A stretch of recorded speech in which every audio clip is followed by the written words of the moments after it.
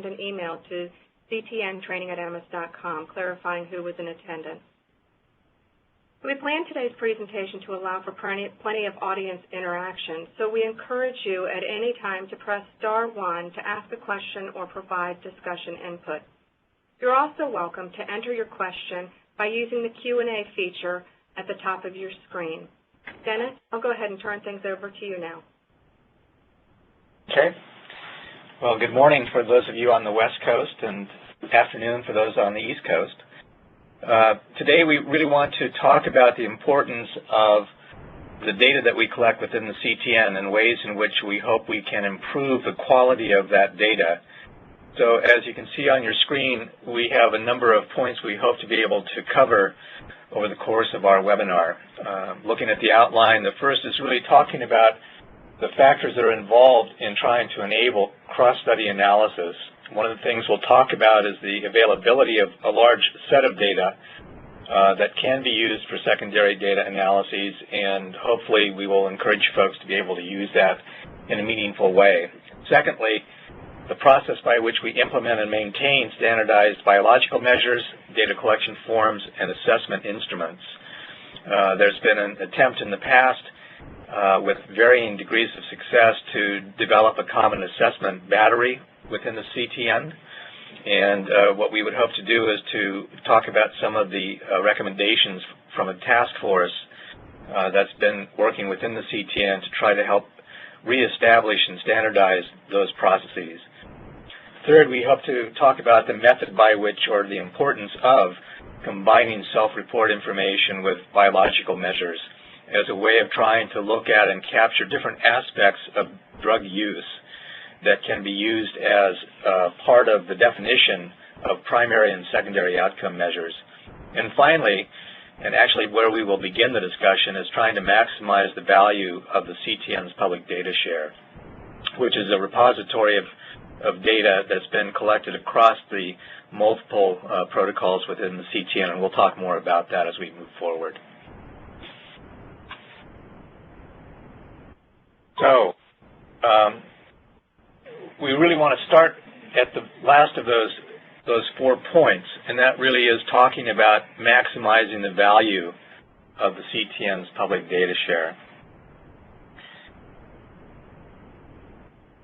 We wanted to start with a case example of how things don't work as well as we would like them to, and it's an example from an attempt of colleagues and I here at the University of Washington, part of the Pacific Northwest node of the CTN, to do secondary data analyses that were based on data collected across 10 different CTN protocols. When we went to look at this data, our intent was to try to look at and examine and explore the extent to which individuals with differing drug problems had, in addition to that, co-occurring alcohol use disorders. And so as we began to look at the pooled data, we became concerned and somewhat surprised by the lack of consistency that took place across those 10 early CTN protocols, despite the fact that there were potentially common elements and potentially commonly shared instruments. What we found was that, in fact, there was a lots of disparity across those 10. So that as we began to look at the 10, the first thing that we started to look at was the diagnostic evaluations that were being done, because part of what we needed to do was to use the information to determine whether or not someone had an alcohol use disorder. And what we found was that across the 10 protocols, there were at least 4 different diagnostic assessment instruments used that ranged from relatively structured or highly structured interviews to checklists of symptoms or the diagnostic criteria. And it really began to create a problem for us, because these different approaches to the assessment were leading to the use of different data elements. So as an example, what we found was that in some cases, in some of the protocols, there were the actual diagnostic criteria that had been endorsed by the clients listed so that we could look at and get information about each of them. Some of them had information about the alcohol dependence criteria, and others also included alcohol abuse criteria.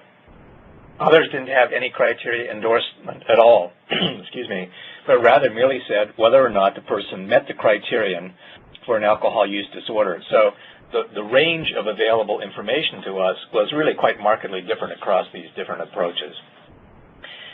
Another thing we thought was, well, you know, the Addiction Severity Index is one of the measures that, in fact, had been used relatively standardly across all of the protocols, and because of that, we assumed that we would find consistent data. And yet, when we got there, what we found was that, in fact, there were different versions or different aspects of or questions from the ASI had been removed in different of the protocols because they weren't particularly relevant to the protocol's target or its focus. And because of that, what we thought would be standardized information across all these 10, in fact, was not the case. So we found that we were sort of working with, despite a common instrument, uncommon elements. Another was that despite the fact all 10 of these were protocols having to do with drug dependence and its treatment, there was no consistency in identifying what the individual's primary drug of use or primary drug of treatment seeking was. So part of what we ended up having to do in the absence of that clear information was develop a whole series of algorithms by which we could somehow predict or try to impute what the person's drug of choice was in the absence of other information that would give us a much more firm indicator of what it was. So basically what we found was that across all of these 10, despite the fact that we assumed for a variety of reasons that there should be consistency, there wasn't. And the ultimate upshot of that was that it took us a considerable amount of time to try to ferret out and figure out and put together the data that we needed to, in fact, look at the question that we began with, and that is, do people with different types of drug dependence have alcohol use disorders or not? And if so, what's the impact of that? So if you look then at the importance of this, you know, it would be easy for us to say you need to get common data elements. And yet I think what we wanted to do is to say, in the absence of that, it creates lots of difficulties for those of you who are trying to engage in research. So why is it important? Because basically, in the absence of that consistency, it really makes the usefulness of these pooled data sets that we have somewhat limited. And because of that, it's frustrating for those of us who have been trying to do this kind of work using the data share and pool data across protocols to be able to do it in an efficient manner. What we hope to be able to do is to talk about, through the course of this, and Dr. Wakim will be talking more about this, trying to improve the availability of the data that we have through the use of 7 common elements that were defined by or decided upon by this task force within the CTN. We hope we can encourage people, despite the limitations, to take full advantage of what is available in the data share and use that. And we sort of put it at the last of this bulleted set of points, the fact that despite the difficulty we had in the context of trying to do this study, we were able to ultimately succeed. And as can be seen here, one of the publications that's come out of that effort, looking at the comparison of folks who are opiate dependent seeking treatment who have or do not have alcohol use disorders. So on the one hand, pointing out the difficulties that we've had sort of highlights the importance of consistency, and yet being able to work through that even with the data that's currently available suggests that this, as well as many other publications, have emerged out of that data.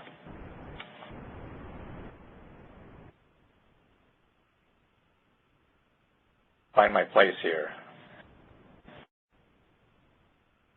So what we wanted to do, let me go back. So another piece just to talk about the importance is that it really is crucial for us to try to standardize across these trials. And because standardization helps facilitate the process, it's one that we would hope over time that the CTN can reconstitute. As I said, at one point we had worked toward the development and implementation of a common assessment battery that lasted for a period of time. At one point it was the concern of the lead investigators that the use of the common assessment battery imposed undue burden upon the participants because it was asking lots of questions that were not directly relevant to the protocol target. But on the other hand, it would allow us to be able to use this data across all of the elements and across all of the protocols if in fact we had that consistency. And because of that, it would really allow us to be much more efficient in developing and conducting secondary data analyses, which is really a goal of the NIH. In all of the grant proposals that are written these days, there's a section that needs to be included that talks about the process by which data will be shared out of the grants that are approved by the NIH. So I just want to raise people's awareness of and bring your attention to the CTN Data Share website. And the website really is a wonderful place to go if you are interested in conducting secondary data analyses. Currently, as can be seen, there are 23 CTN research studies whose data have been deposited into the CTN Data Share. And really what it represents is a site that can be accessed. There are some requirements that you have to go through as far as being able to get to the data, but those are really fairly straightforward. And what it does is it allows you to download de-identified data from a number of studies, any of the number that you may choose from among these 23, to be able to conduct secondary data analyses. And as I said, it's really a goal of NIH and clearly of the CTN within NIDA and within NIH to use this data because it really is sort of the collective body of the work of the CTN. And secondary data analyses are considerably less costly to conduct than is the primary data collection process itself. So we would hope that people would look at, take advantage of, use, and publish from the CTN Data Share. So that's the first part of our presentation. I have a couple questions I'd like to ask. Okay. First, I'm going to get to know the audience a little bit, and then we'll move on to a separate polling question. What position do you hold in the CTN? Like principal investigator, sub-investigator, study coordinator, research assistant, therapist, counselor, or clinician, or an RRT staff member, or other? The polls are open.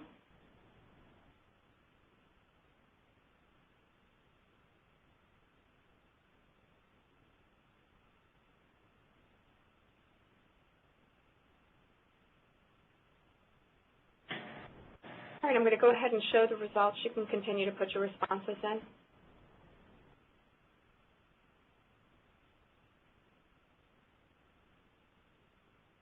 Great, we've got about 33% RRT staff.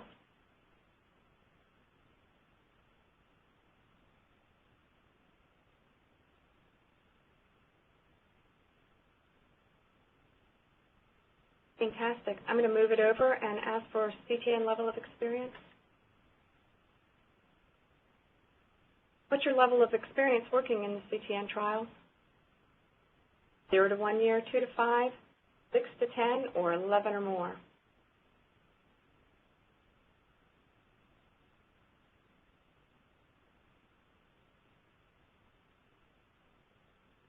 Okay, we have about 42% with 0 to 1 year, so this is a great opportunity for some of the newer members of the network. One of the best uses of the web seminar series is to demonstrate the immense body of expertise found in the CTN and enable some knowledge sharing and knowledge transfer of some of that expertise. Okay, now I'd like to ask another question. What data element, oops, sorry, wrong question here. Have you ever been to the data share, the CTN Data Share website? The poll is now open.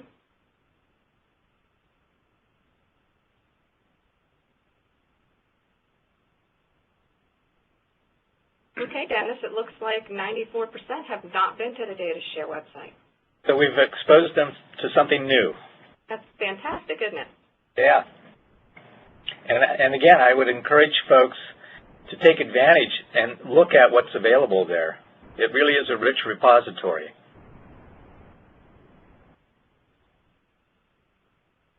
Okay. So I'm going to return back to the presentation. And with that, I will turn things over to you, Paul. Dennis, did you have anything else? I'm sorry. No, again, just to point out the importance of these data elements, and I think in the next sections we'll be talking about, what are the elements that can be used commonly, and then go into the recommendations of the task force about ways in which we hope to improve the availability of common data across protocols. Right, and if you're wondering about that task force, it was provided as an attachment for everybody. You can read the entire recommendation document. Paul, how about you? Okay. Well, thanks, Dennis, and thanks, Liz.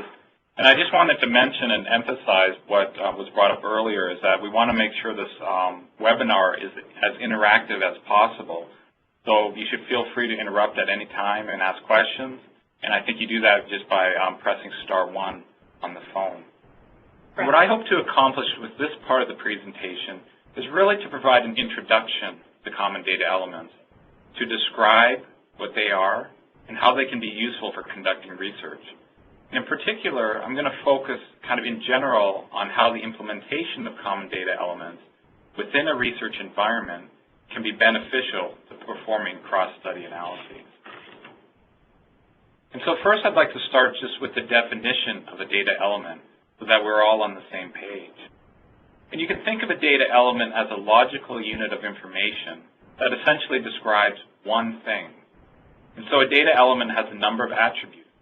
It has a name, a clear and precise definition, clear enumerated values, codes, or responses.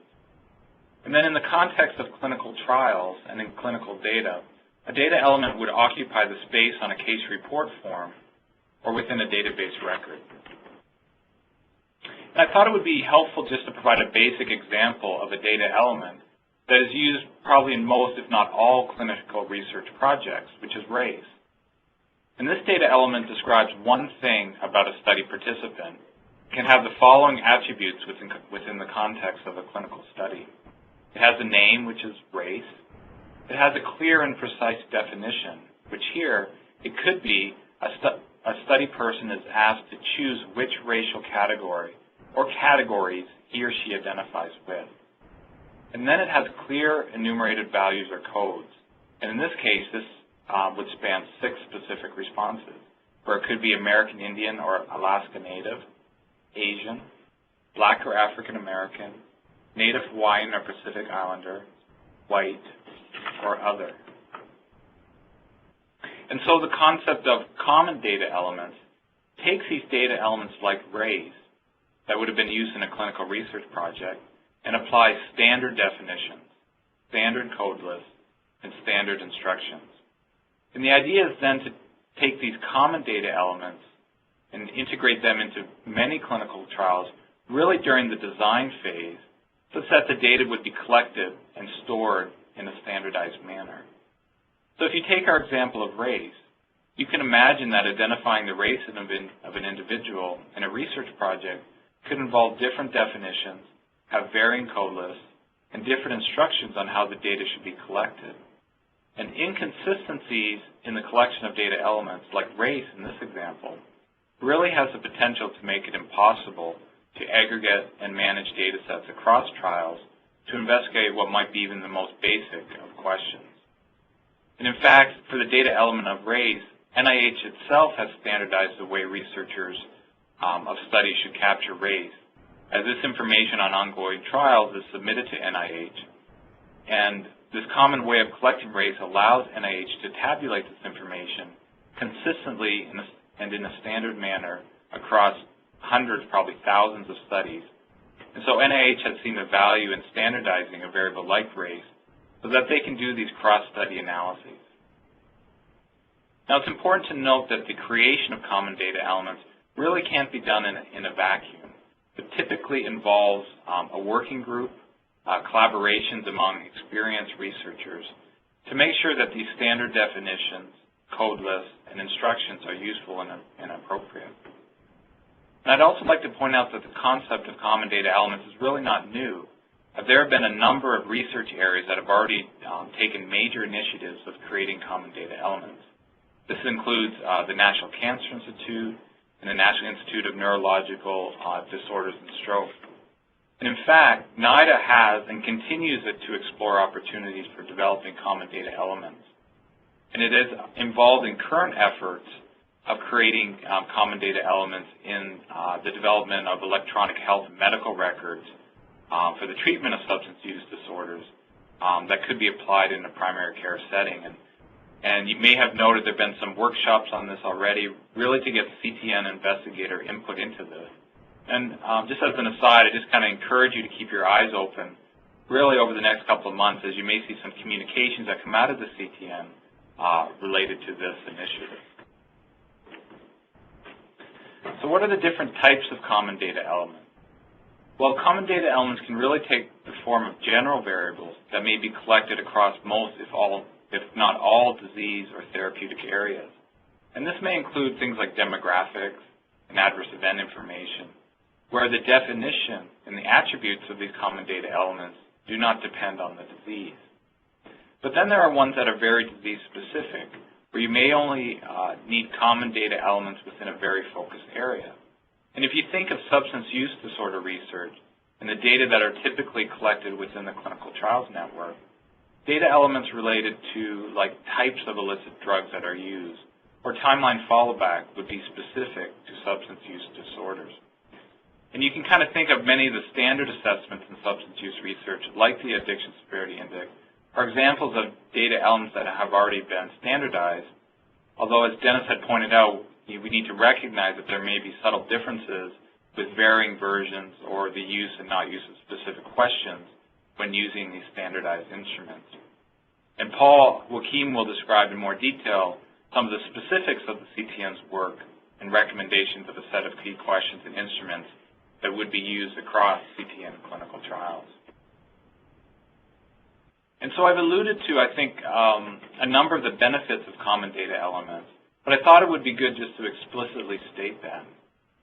So first, if you have many data elements standardized, it is really relatively straightforward to integrate them into a research study without really having to recreate them, which has the benefit of reducing the time and cost in developing the data collection tools. Secondly, it promotes consistency and standardization of data collection. And this allows researchers at clinical sites to collect data elements across multiple trials in the exact same way. And this can reduce training needs at sites and has the added benefit of improving the quality of the data that are collected. And then, consistent data collection through common data elements allows the aggregation of data across different data sets from clinical trials, and therefore provides an efficient means to share data among researchers. And if the storage is done, like in the CTN Data Share, where it meets accepted research standards, this can then further improve upon the accessibility and the usefulness of the data. And so this major benefit of common data elements used across many trials, with the ability to share these data within the research community, opens up many opportunities to perform meaningful meta-analysis using participant-level data. And so in the context of the clinical trials network, consistently collected data through these common data elements has the potential to address research questions that could not be answered in single studies, as when we combine these data across studies, we have larger sample size and greater statistical power to identify differences among groups. An example of this is if you wanted to do a subgroup analysis where individual trials are not typically designed, nor are they powered for these types of analysis. And so if you see a trend in a subgroup analysis in one trial, You can further explore that when sharing relevant data across multiple trials. In Dennis's work that he noted earlier, where he and his co-authors examined alcohol-related characteristics among drug users across 10 trials, despite some of the difficulties, it's a really good example of using many studies and using the ability to share data across studies to perform these cross-study analyses. And so there is a polling question that I'd like to go into, but before I did that, I'd like to just open it up if there are any questions or comments thus far. Again, to ask a question, press *1. And if you feel more comfortable, feel welcome to use the Q&A feature at the top portion of your screen. And so I think now maybe we can put up the one polling question.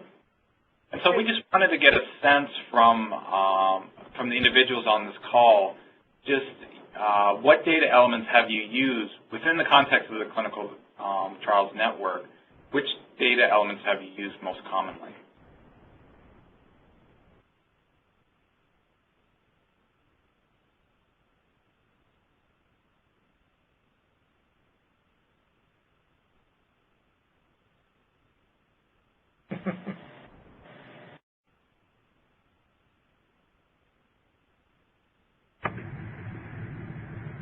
So it looks like it's demographics, which is one that I would have thought of would have been a more commonly used data element. But it is, these data elements do span a number of the different elements that we use as part of the research we do in the Clinical Trials Network. So at this No, I was going to say, this is Paul Wakim. It is interesting that the ASI actually has a higher percent than the UDS.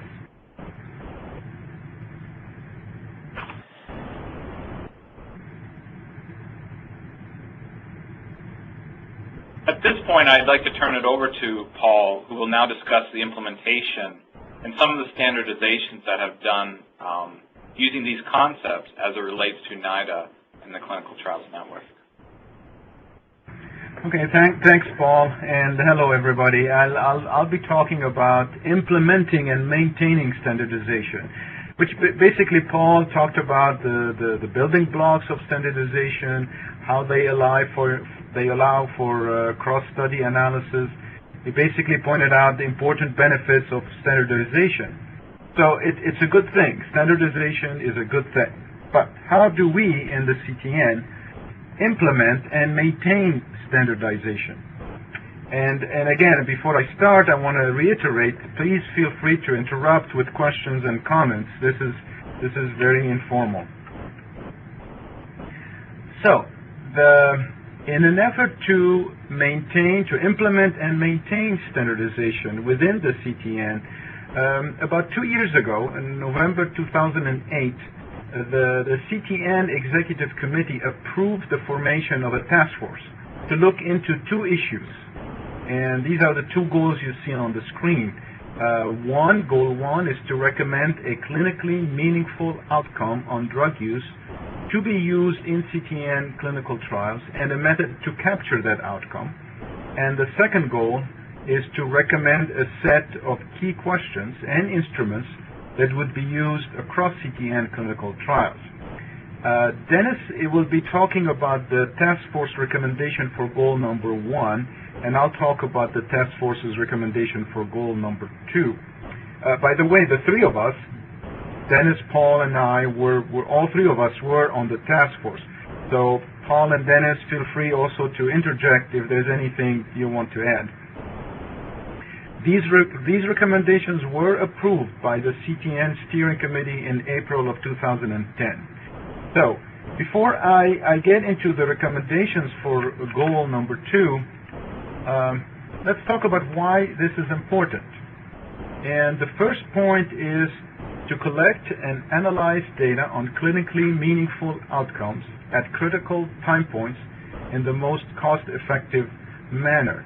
And you notice that, I think you noticed that I've highlighted basically 3 terms in this first bullet. Clinically meaningful, meaning that the outcome has to make sense to a clinician.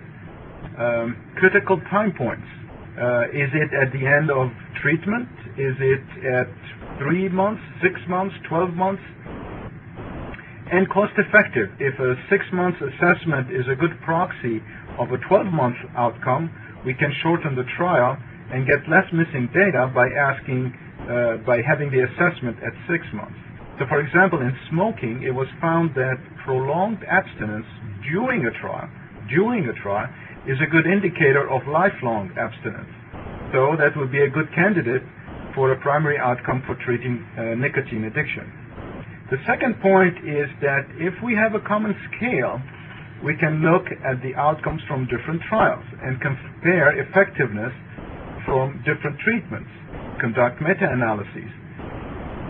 The third point that Paul and Dennis mentioned, and it's an important point worth repeating, is that if we use common instruments to collect data, we can more easily conduct secondary analyses. The fourth point is to avoid revisiting the same issues. It seems like every time we in the CTN develop a protocol, it seems like we're going over the same issues. Should we look at complete abstinence?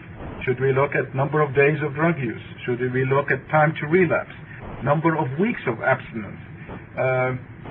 So by thinking about it up front and making a recommendation, perhaps we can avoid this revisiting of the same issues. So the bottom line is not to find the perfect outcome or the perfect assessment instruments, because we won't find them. The bottom line is to decide on the most reasonable, not perfect, outcome or instruments that will be beneficial to the field. So as I mentioned, Dennis will go over the recommendation for goal number 1, but for goal number 2, the task force recommended 7 common instruments and key questions to be used across CTN trials.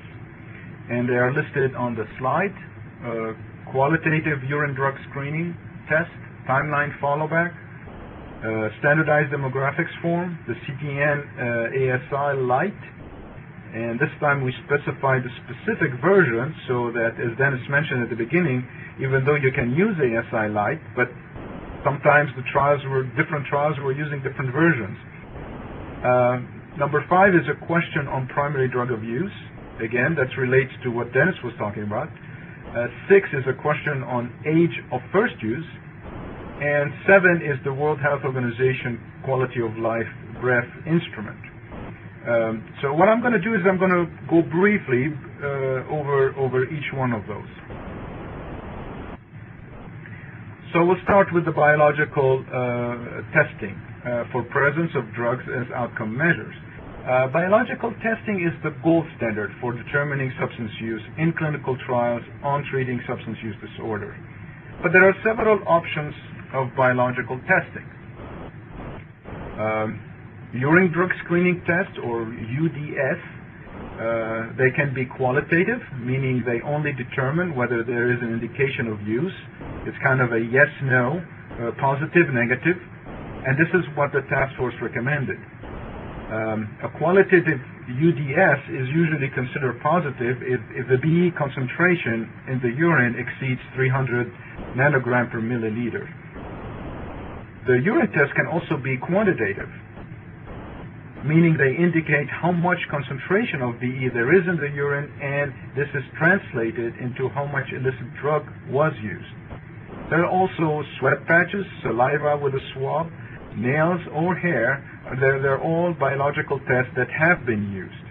Now there are pros and cons for each biological measure, which I won't go over. And Dennis, with the help of Dr. Marilyn Huistis from the NIDA intramural program, Dennis is the lead author on a paper, not yet published, that describes the pros and cons. And Dennis, I like the way you summarize the slides. So could you please summarize it for us? Sure. Those of you who don't know, I'm known for my bad and somewhat irreverent puns. So as I looked at this slide and actually put it together, I have a series of catchphrases for the different types. And talking about urine and sweat is the piss-poor, P-O-R-E approach to drug use measurement. The nails and hair are cutting-edge measures, since you have to snip them, and the saliva test or oral fluids provide you with a spitting image of drug use. So hopefully people can kind of keep that in mind. And as Paul said, each of them is an appropriate test in a given set of circumstances, and the one that you choose to use varies depending upon a number of elements, some of which have to do with the sensitivity of the measures for a particular drug. It also has to do with the time window of the assessment, so that, as an example, if you're doing urine drug tests, cannabis will stay in the system for a prolonged period of time, and it may show up positive despite the fact that the use may have been a couple of weeks past. In other cases, with drugs like cocaine and methamphetamine, where the clearance of the drug is much more rapid, it really is the case that you're talking about a point prevalence measure where you're looking at it at the moment, basically. So as you consider the different types of measures to use, the piss pour, the cutting edge, or the spitting image, keep in mind that the advantages are relative, and they're relative to the drug that you're using or trying to investigate, and the sensitivity and the time windows of the tests that you're using. Paul. Thank you. Nobody can say it like Dennis. I wasn't going to even try. Okay, so as I mentioned, the task force recommended to use the qualitative urine drug screening test in CTN trials, and also that the collection of urine tests be done a minimum of twice per week during the period covered by the primary outcome. So for example, if the primary outcome is drug use during the last 30 days of treatment, urine should be collected a minimum of twice a week during those 30 days. The second instrument or assessment that the task force recommended for all CTN trials is a timeline Followback, which provides a continuous measure of substance use on a day-to-day basis. The task force also recommended to add to the timeline Followback instrument the following question: how many occasions did you use on that day? Obviously, this would be asked only if the participant said yes, that they are using on a given day. So in addition to capturing the number of days of use, this added question will also capture any reduction in frequency of use within a day. So for example, the treatment that reduces drug use from daily binging to 1 use per day should be considered successful. And this is basically, probably many of you are more familiar with the timeline Followback than I am, but this is just to mention that it's indeed a calendar, and the research assistant or the counselor goes over each day with the trial participant, identifying key events, and then the drug use around these key events. Dennis or Paul, do you want to add anything with regard to the timeline Followback?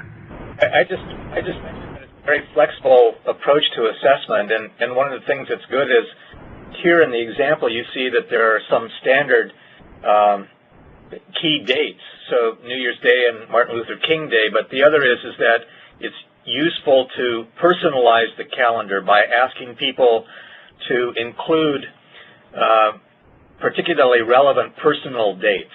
So it may in some instances be paydays, as an example, because drug use often varies considerably around those dates.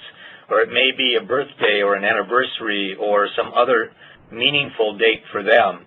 And the real purpose is to anchor it so that it gives them some sense of, sort of the parameters of the time frame that they're looking at. But it can be used to also assess other elements. So in a study of 12-step facilitation, CTN 31, we used a timeline Followback also to ask people whether they were attending 12-step support groups, in addition to using it to look at drug use. Thanks, Dennis. Okay, so the third instrument, or case report form, is the demographics form.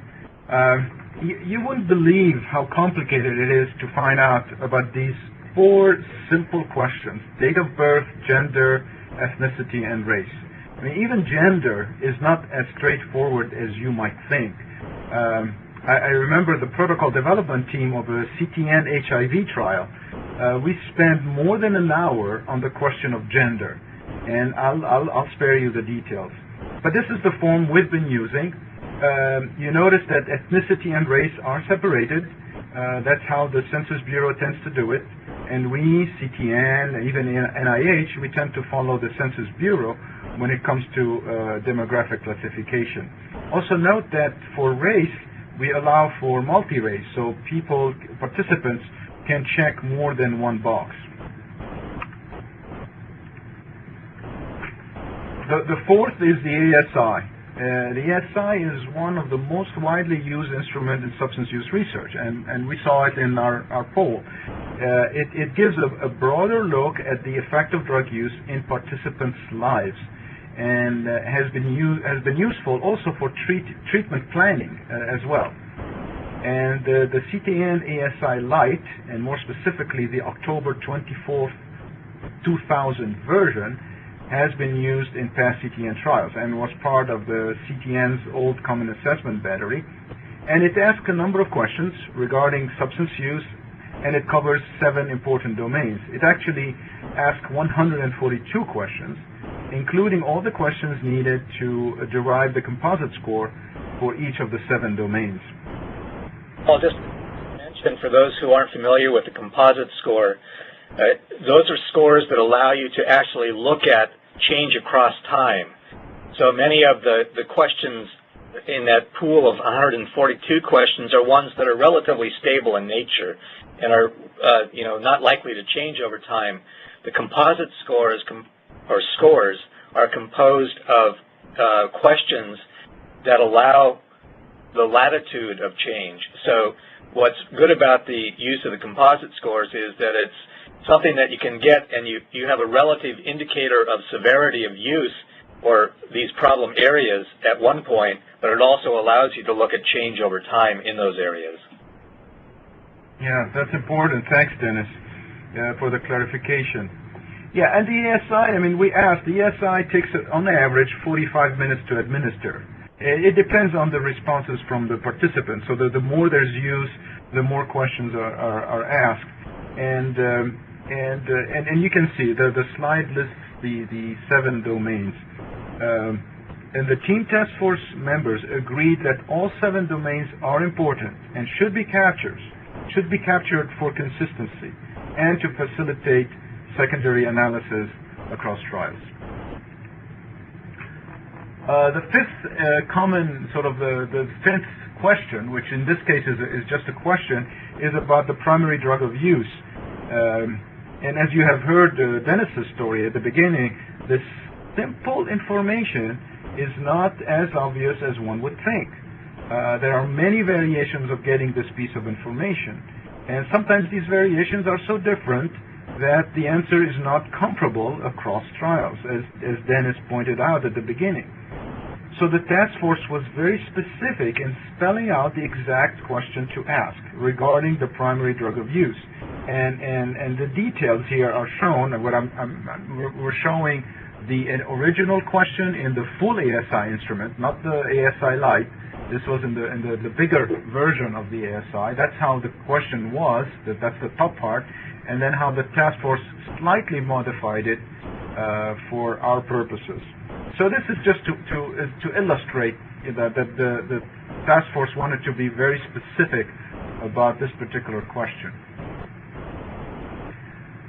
Another question that the task force recommended is the age of first illicit use of substances, whether it's alcohol, nicotine, prescribed drugs, or illicit drugs, because there is evidence that the age of onset is a strong predictor of future drug dependence.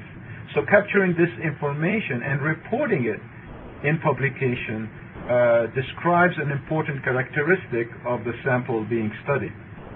Now, this question can be added to the CTN ASI Lite or be part of a separate instrument or CRF. And the last recommended instrument is the World Health Organization's Quality of Life BREF, which is a 26-item questionnaire which produces a score for each of 4 domains: physical health, psychological, social relationships, and environment. Now you may ask, but doesn't the ESI do the job? Well, the task force believed that the ESI captures objective quantitative indicators of functionality, but misses what is most relevant to drug users, which is their subjective psychological and physical perception of the impact of what goes on in their lives. And so the task force recommended this instrument in addition to the ASI Lite. The instrument's strengths are that it has been extensively validated, has been widely used, has been used with substance dependence, and particularly with alcoholics, and that the quality of life of participants in CTN trials can be compared to that of the general population, because there is the general population out there where this instrument has been used. And also this instrument is in the public domain. Its weakness is that it hasn't been developed specifically for the drug-abusing population. I mean, Dennis, you know a lot about it. Do you anything to add? I just think that Paul's last point is an important one, that we on the task force debated for quite some time about which way to go around the assessment of quality of life. And there are a couple of instruments that have been developed specifically for and have been used with drug-dependent folks. The unfortunate part is the one that looks most promising was published only in Spanish. And the author was going to send us a copy of the English version, and we've never gotten it. So we really felt like using something such as the World Health Organization's measure made good sense for a variety of reasons. One is that it, as Paul said, has norms available for the general population as well as other health, physical, and mental health subpopulations, so that we can compare the drug abusers' quality of life, perception of quality of life, against the standards of the general population and these other disorders. So if people are interested in pursuing and looking at measures of quality of life more specific to alcohol dependence or drug dependence, those are available, but we just felt as a task force that the generalizability of this measure far outweighed and exceeded those that were available, having been developed with drug abusers. And then the task force, was recommending to administer it at baseline at no earlier than 6 months later. So these are the 7 instruments, and I know you received the full report from the team task force. It was emailed, but I just wanted to let you know that it is publicly available. So this is not a CTN confidential document. It's publicly available on the CTN Dissemination Library website, and this is the link. Now, my last slide, we talked about implementing and maintaining, and this is about maintaining standardization. So if you ask any substance use researcher or clinician, what should the primary outcome be, or which common assessments should we collect in CTN trials, inevitably, the answer will be, it depends. And Dennis will go over what it depends on in more detail. But the team task force realized that. We understood that. And so the team task force viewed its recommendations as a starting point, as a default position. Let me explain. So you see, there's a balance between leaving things completely free flow, having rigid rules, and allowing for exceptions to the rules. It's like the picture on the slide. I don't know if you can read it, but the yield sign says to the stop sign, you're too strict. So let me clarify what the rule with regard to the team task force recommendation. So the default is to follow the task force's recommendation for all CTN trials. That's the default. Now, if the lead investigator and the protocol development team have good reasons to deviate from any aspect of the recommendations, they need to justify the deviation in writing. We're not talking about pages and pages of justification. It's not the number of pages that's important, it's the reason. Now you may think, oh gee, one more process in the CTN, one more step to worry about. But in fact, this process has at least 3 benefits. Number 1, it gives the protocol development team a starting point. They don't need to start from scratch. Number 2, it makes the protocol development team think as to why another primary outcome is better than the one recommended, or why another instrument is more appropriate than the one recommended. And number 3, the CTN as a whole can then use these written justifications to populate a decision tree, meaning basically answers to the it depends on. It depends on what, and what would you do if that was such and such a thing. So we think this process is important. It's not just another bureaucratic step. So that's the end of my presentation. Perhaps this is a good time to see if anyone has a question or comment. Everyone press star 1 if you have a question or use the Q&A feature at the top of the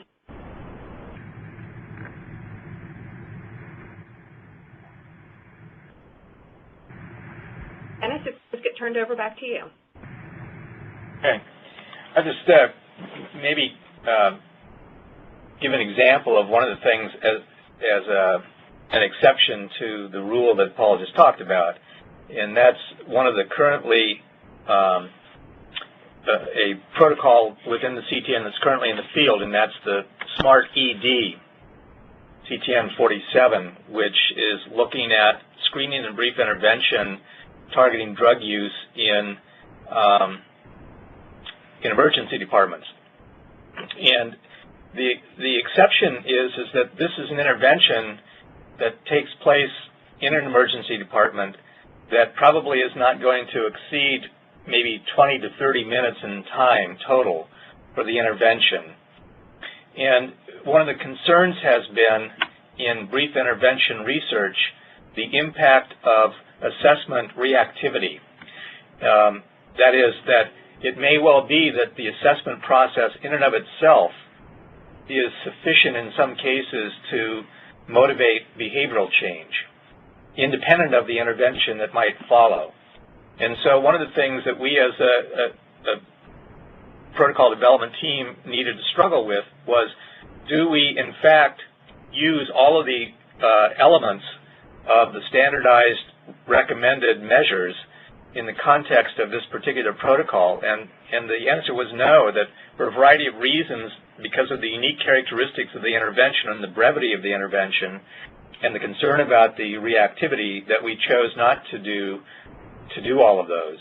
The second is that, as Paul said, that urine is typically the most commonly used of the biological measures, and yet for another series of reasons and rationales, we in this particular protocol chose to use hair, in part because it's less invasive, at least many think less invasive, than is collecting urine, particularly in the context of the emergency department. So those are the kinds of things that might enter into the flexibility versus rigidity, and it depends on, as just an example. So having said that, let me go on to the next of the areas that we wanted to focus on, and that is that we've talked about self-report and the use of the timeline followback as probably the measure most commonly used within the CTN and the one that the team task force has recommended. We've talked about biological measures, the urine, the sweat, the cut, the hair, the cuticles, and now more recently the saliva. And as is the case, many times these things are collected quite independently, and one of the questions is, how is it we can use them in some more meaningful way and combine them to give us a more robust data set? In addition to the self-report and the biological markers, I just want to point out that there are two other sources of data that can be, and in some cases have been, used within the CTN. One of them is collateral report. That is, significant others of the participant can provide information about a person's use. The difficulty is that in many cases there's a question about the validity of those reports. On the one hand, it is the case that these individuals may well know the person, but drug use often is done outside of their presence. So it's not always the case that the collateral informant, the person who would be providing information, really has an accurate picture of the person's use. Secondly, it's often the case that the validity of the report varies as a function of the degree to which the individual has contact, so that makes good sense. The more contact, probably the better the report will be. So typically it's not been used to a large extent, and it probably hasn't been used at least as a major area of focus within the CTN. And then there's archival and administrative data, which actually has been used and continues to be used often as part of a secondary outcome having to do with treatment retention. So looking at clinic records about how many sessions a person has attended and so on. So just be aware that those data sources are available, despite the fact that our main focus and the concentration within the CTN is really on the biological markers and the self-report. And the question is, can we somehow make this bicycle work more efficiently? So why is it we want to combine these two different approaches? Well, first of all, self-report really is very useful, and it's probably the easiest to collect, and it's considerably less costly than is the collection of biological data, which needs to be analyzed, often with relatively expensive, although in many cases not all that expensive, analytic approaches. But there's always been concern about whether or not substance users tell the truth. There appears to be a fairly good concordance between self-reports and biological measures, but always there's that doubt. And that's really why, in the context of clinical trials with drug abuse, the biological measures have emerged and continue to be the gold standard. And it really is as a way of trying to, one, corroborate self-report, but in many cases, the biological measures are used independently as markers of drug use, separate and apart from self-report. The task force and most researchers in this area really say that probably the best thing to do is to somehow find a way to combine these two. And there are a couple of reasons for that, one of which has to do with the veracity, again, and the corroboration of self-report with biological measures. But the other is they measure different aspects of drug use. So a benefit of self-report using the timeline Followback is that it allows us to have a continuous measure across time of substance use. Whereas what typically happens is, especially as one moves outside of the active treatment phase, where urinalysis or other measures are collected much more frequently, you're starting to get the measure of drug use through biological markers, urine in most cases, only at the follow-up points. And it gives us a relatively narrow window of assessment, so that we're talking about, at that point, sort of a point prevalence measure of whether or not the person is used in a relatively small window.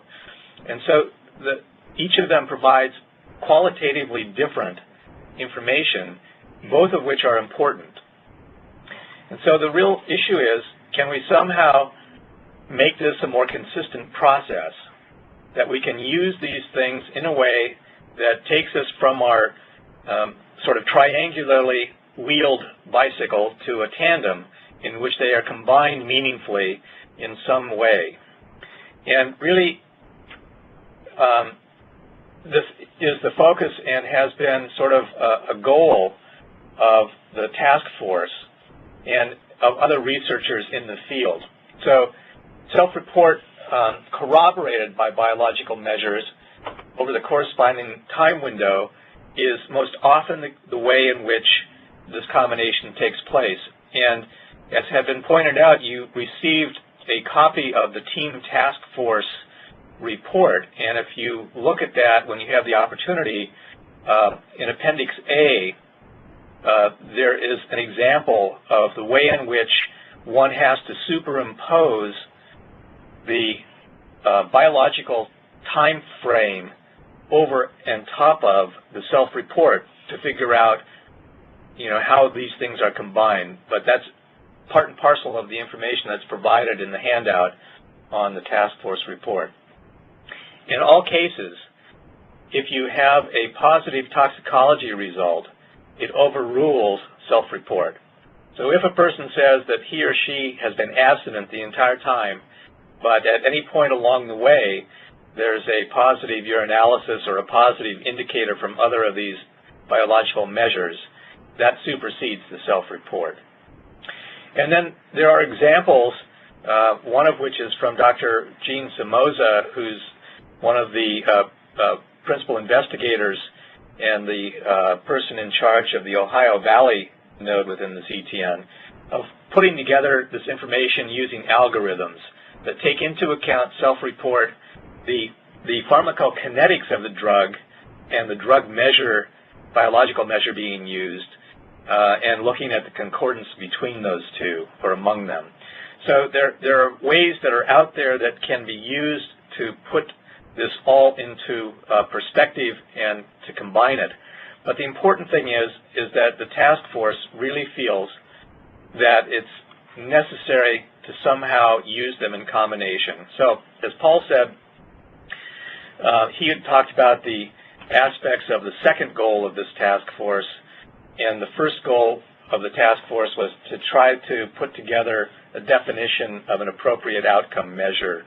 And this is really what it's come up with.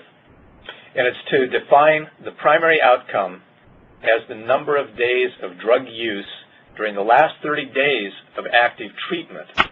It's not to say that it's not important to also look at drug use during a follow-up phase, but really, if one's asking the question, is the treatment effective, then it would hopefully be the case that its effect would be noted toward the end of the active phase, where in fact that's the point at which you assume, particularly in pharmacotherapy trials, that the intervention is going to have its maximum benefit. So that recommendation is one that's used based on self-report, using the timeline follow-back approach, and it's corroborated with qualitative urine analysis. The other thing, as is true from what Paul had said, we're also interested in a number of other outcomes, not just the one that the team task force has suggested be the primary outcome, but also there are co-primary outcomes. As an example, in one of the trials within the CTN, individuals with attention deficit hyperactivity disorder, ADHD, were being treated by Concerta, methylphenidate. And there were two primary outcomes, one of which was, does this medication have a positive impact on reducing ADHD symptomatology and severity, but also did it have an impact on substance use, so that there can be co-primary outcomes. So there are things in addition to the drug use that may be of import in the protocol that need to be taken into account. The other is that, as Paul pointed out, we've recommended the use of the Addiction Severity Index and the World Health Organization's quality of life measure. And in part, what we say is that, drug use is only one part of recovery.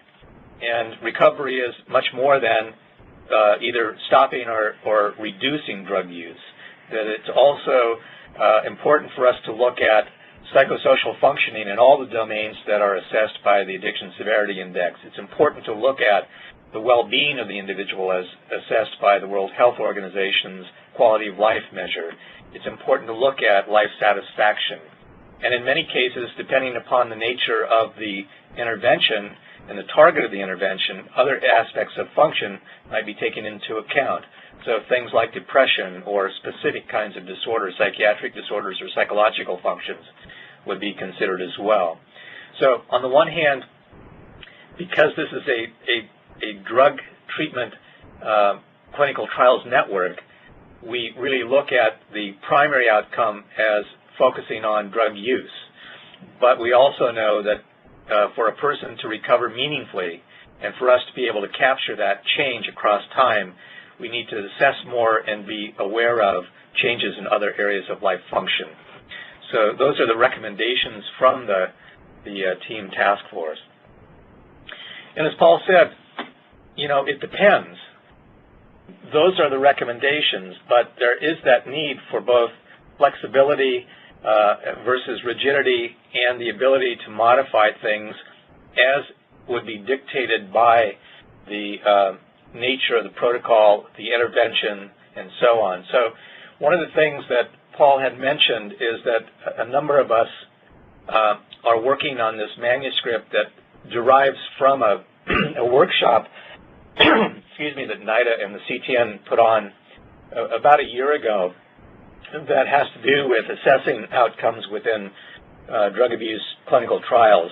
And one of the things we're really looking at is sort of developing or trying to develop excuse me, a process that takes into account a number of important factors in determining ultimately what an outcome, either primary or secondary or co-primary, might be. And so the things that we felt would be important to consider in that process are the target drug. What is the drug that you're really trying to address? Some protocols are very specific. So we've had protocols that have focused primarily on opiate dependence and short-term detoxification. Others have focused on stimulant abuse. But others have been very broad, and it's anybody who walks into the clinic with alcohol and or other kinds of drug dependence, independent of what that drug may be. It makes a difference with respect to the type of intervention you're looking at. Are you looking at a behavioral intervention? We've evaluated cognitive behavioral therapies, motivational interventions, contingency management, or is it a pharmacotherapy trial that's looking at buprenorphine as an example, or methylphenidate as the ADHD trial has done, or others that are looking at other medications currently. You know, what's the goal of the intervention? There are some that are very specific to abstinence, so that the outcome may well be whether or not the person is abstinent, but then there's some flexibility even in that, so that there may be a range of, or the amount of time abstinent. Or is it really that you're targeting harm reduction or use reduction, so that it's important, yes, abstinence may be the ultimate outcome goal, but many people have difficulty achieving that. And might it be better to look at reduction in use as a meaningful outcome for a large number or a vast majority of the individuals going through the trials we conduct? You know, do you focus on primarily or secondarily the biological measures versus self-report? Or, as we've suggested, how is it you combine them meaningfully to provide you an index or an indicator that incorporates both elements? Do you look at as the primary outcome the drug use, or is it really one that's focusing on function? As an example, one of the studies within the CTN was a job-seeking protocol. So individuals who had been unemployed, who are drug abusers in treatment, were enrolled in and engaged in an intervention that tried to provide them with job-seeking skills. Well, clearly, the primary outcome for that group is quite different from the folks in a protocol looking at detoxification from opiates. In the job-seeking study, the question was, to what extent did they acquire the appropriate skills, and secondly, were they able to become employed? You know, that's very different from at the end of a 13-day detoxification period, were these opiate-dependent folks abstinent or not? And then looking at the time frame, the short-term versus the longer-term time frame. And to some extent, this interacts with, but is not exclusively interacted with, the type of intervention. so that many times pharmacotherapy trials are relatively short. They may be 8 weeks, 10 weeks, 16 weeks, and you're looking at the impact during that active phase of treatment during which the medication is being delivered. The assumption being, again, that that's the point at which the medication should be effective while it's being taken. Makes good sense. On the other hand, there are other kinds of interventions, many of which are behavioral in nature, that assume that it's important for folks to develop and acquire and practice certain kinds of behavioral coping skills and relapse prevention approaches, as an example, that can be used later on. And it may often be the case that you begin to see many of the effects, the positive effects of those interventions emerging after the active treatment phase. So those are the kinds of things that we feel may be factors involved in having to determine the type of intervention or the nature of the outcome that we would be looking at, and would go into this decision tree about whether or not we would follow the recommendations from the team task force with respect to measures, as well as whether or not the advocated and recommended primary outcome measure of the 30 days, the last 30 days of the intervention, really makes sense. As an example, again, for us who are doing the brief intervention in the emergency department where it's 30 minutes, doing it in the last 30 days of the intervention doesn't fit. So basically, keep in mind that it really does depend, and it depends on many of these factors that I've just outlined. So I think that's the end of what it is we wanted to present today. To just let you know that this presentation, as well as lots of other information about protocols and other materials that have been generated within the CTN, are available at the CTN Dissemination Library, as well as on LiveLink. We're available to entertain any questions that folks may have. And thank you for your time and attention. If you have a question at this time, press *1. That's *1.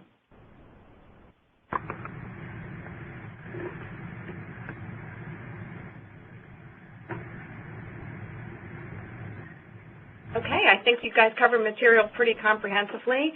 I'd like to thank everybody for joining and thank our presenters for contributing their time and expertise to this important topic. Again, this was a recorded session and will be available online within about a week. So if you have any questions or if something comes to mind after the presentation, feel free to contact any one of us or direct it to ctntraining@emmes.com. If you did join as a group, please send me an email letting me know who was in attendance with that group. Thank you very much, everyone, and have a great afternoon. Bye. Bye. And again, that does conclude today's call. We'd appreciate everyone's participation.